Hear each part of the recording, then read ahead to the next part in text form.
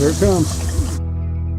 Hey everybody, welcome back to the channel. My name is Mike. We are the YouTube channel Runaway Parents. Today I have for you the FOGATTI tankless InstaShower 8 gas hot water heater. We're going to install it on my brother-in-law's camper. For I think the last 2 years I've been running the FOGATTI InstaShower tankless hot water heater on our truck camper, and I'll show some images of that for you. We have been absolutely, completely happy with it. And when FOGATTI reached out for us to review their InstaShower Plus, I was like, man, we already have it on our camper.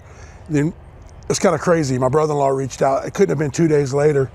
Wanted me to come look at his hot water heater because it was leaking water on the camper they bought. So I told him, I said, well, hold on. Let me reach back to FOGATTI and tell them that, yeah, we would review it.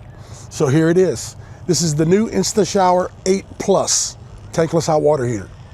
We're going to remove his old Atwood that's leaking water and get this one installed. So thank you guys for tuning in, coming along. We're going to show you all the features about it, how to install it, and give you my honest opinion about it. So let's get started. All right, so when you get your hot water heater, when you order it, you're going to have a choice of 2 doors for it. I think you can do either the 15 by 15 or the 15 by 18. But you're going to have to measure your opening where your hot water heater goes. This one is the 15 by 18. It's a little more elongated, but you still get your 15 wide. So we're going to set that aside. It's also going to come with the screws that you're going to need for it.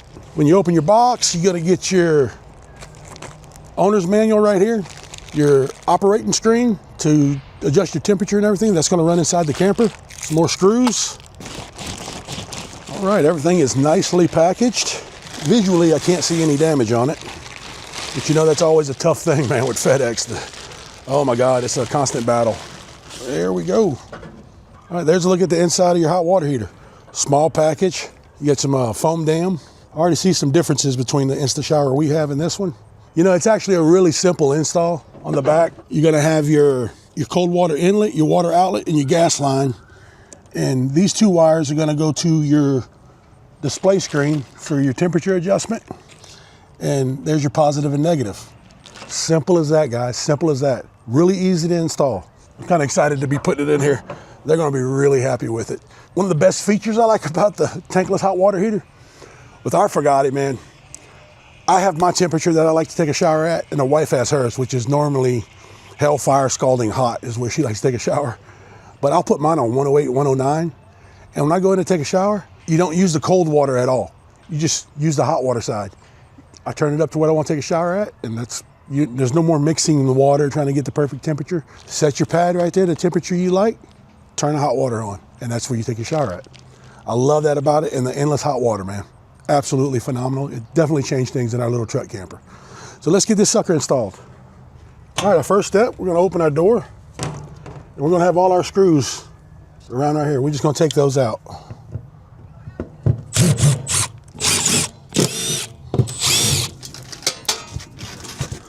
All right, now we got it freed. We're gonna go inside and get behind, I believe, the kitchen sink there, the cabinet, and start undoing all of our connections and fittings. All right, I almost forgot. First thing you want to do is come on the inside right here, undo your gas line, then you can pull your hot water heater out. I was in there pulling on it and didn't realize what was holding it. I was like, oh, I forgot the gas line.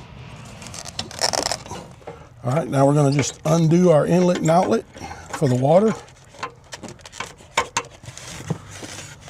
All right, there's our hot water. Now we gotta get down here to the cold water.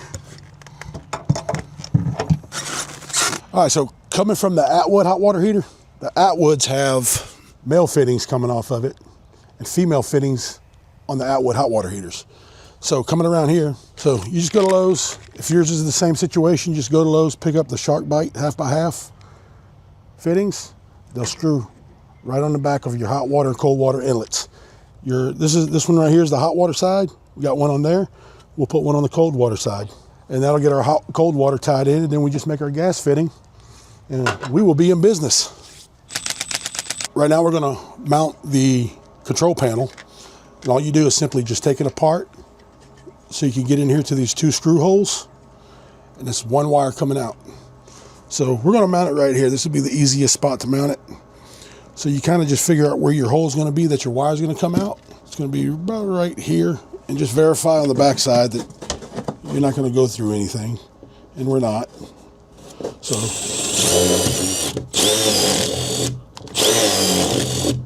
And we're going to feed our wires through it. You'll have the 2 screws provided for the control panel.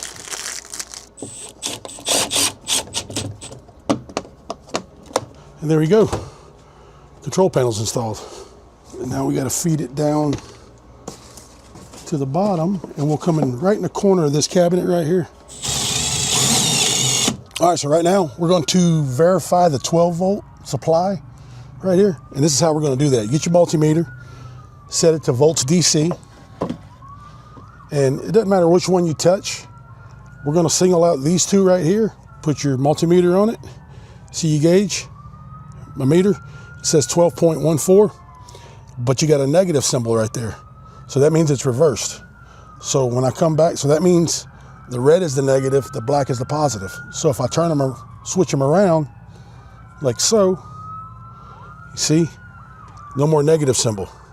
So that means the white is going to be our hot, the blue is going to be our negative. All right, so I got my son right here to help. Looking on this back side, there's your negative and there's your positive, and there's your 2 control wires that we spoke about earlier. So we're going to come around. If y'all hear them sirens, we have a Christmas parade going on right now. And we happen to be right by the fire department. The white's going to be our positive, so we're going to come over to our red positive on the unit. And what I like to use is these right here. They have solder inside of them. So what you do with these solder ties, I really like them. I pretty much use them on anything 12-volt wiring, like small gauge. You just slide it on like that. Make your tie in with your wires, just wrap them, slide it back up, center that solder right there on where your tie-in is. And then you take a heat gun, and that heat gun's gonna melt that solder and seal the wires on each end. Gives you a really good connection. Highly recommend those. I'll leave a link in the description for them. If you've never used them, it really makes it a lot easier and a good solid connection. All right, so we got that one made. Now we're gonna make our negative.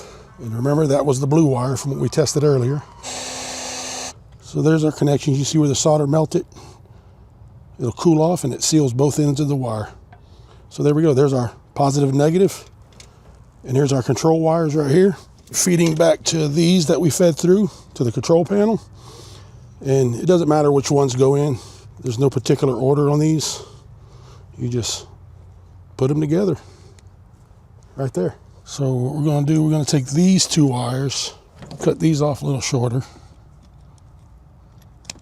And now we're going to come back and get our gas line ready to make a connection. Now when you're putting your gas line in, just little small movements. You kind of just work it around. You don't want to just force it, because you'll kink that line and bend it, and then you're going to be in some real trouble.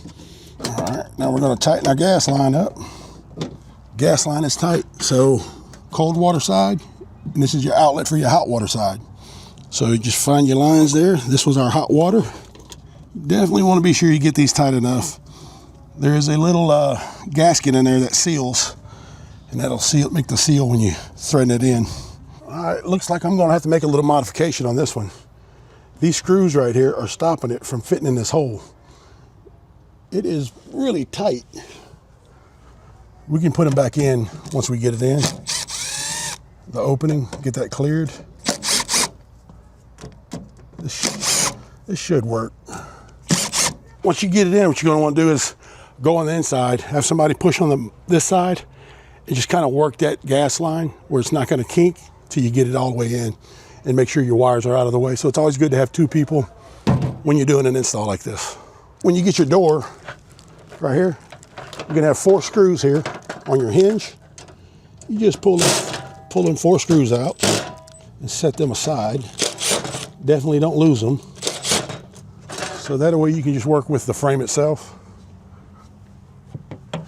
Get it centered in, see where it goes. All right, now what I do is just come around it with a little butyl tape, come around our frame where our screw holes are gonna come in, create that seal. You do not want water intrusion. All right, so here's your bag of provided screws that we're gonna go around a perimeter with, and we'll get her all sealed up. Now we're gonna put a little water to it and make sure we don't have any leaks. All right, so I'm not sure if it's a requirement, but what I always do is I pull my lever up and bleed the air out of the hot water heater itself, or the water heater. All right, there we go. The install is complete on the FOGATTI InstaShower 8 Plus. Super easy to install. I mean, you know, you might have to make a couple trips back and forth to Lowe's to get the right fittings, but who doesn't have to do that? And right here's our screen. We got it mounted. You can go all the way up to 123 degrees. You can change it over right here from Fahrenheit to Celsius. If you one of the people that live north of the border there's your Celsius. One of the true things that I love about it, that me and my wife and our truck camper, the game changer, so to say, with it, is the fact that you can find your temperature that you like to take a shower at. Mine's 109, hers is like 118, 120, and don't even ask me how.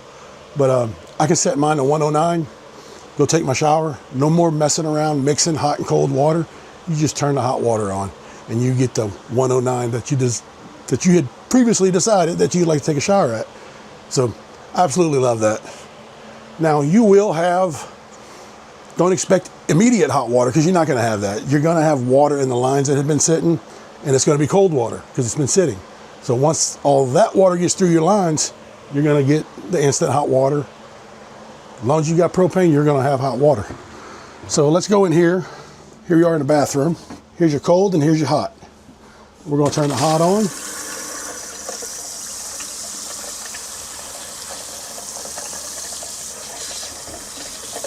There it comes. See, it takes just that long. Literally a matter of seconds to get through the lines.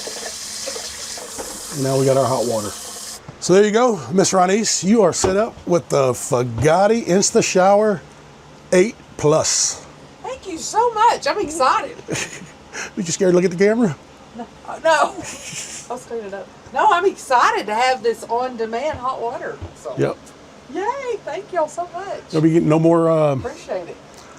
Waiting an hour until after somebody takes a shower. I know, right? Yeah, with 3 of y'all in here, it's going to be a difference. Yes, hallelujah.